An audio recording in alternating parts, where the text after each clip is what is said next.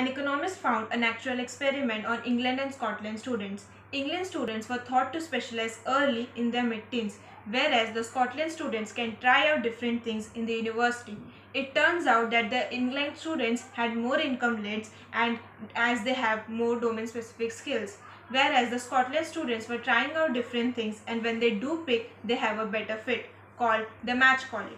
So their growth rates are faster and in 6 years out, they raise that income gap. Meanwhile, the early specializers starts to quit essentially because they were made to choose so early. We can clearly see that the late specializers lose in short term but wins in long run. In a career-focused education, people are more likely to hire right after the college. They are more likely to make money.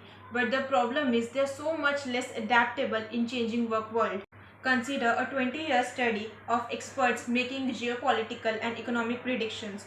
They found out that the experts who are more specialized were the worst forecasters. As they have spent their whole career studying one or two problems, they see the world through one lens. Can you choose who are the best forecasters? The best forecasters were simply the people who have the wide range of interest.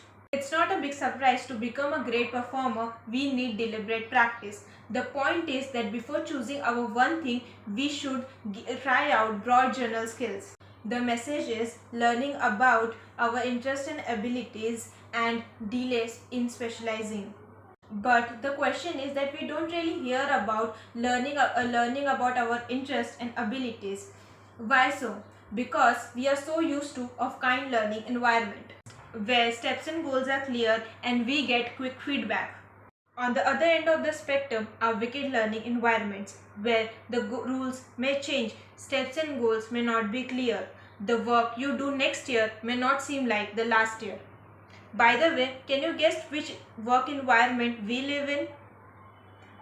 It's the wicked learning environment.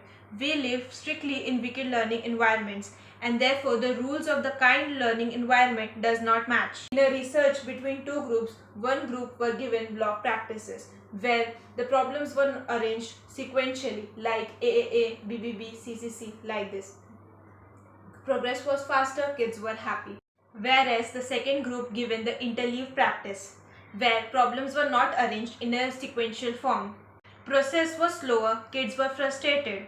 But it turns out that instead of learning how to execute the procedures, they learn how to match a strategy to a type of problem. And when the test come around, the group 2 students blew away group 1 students. We can see that this book is entirely research based and deeply counterintuitive.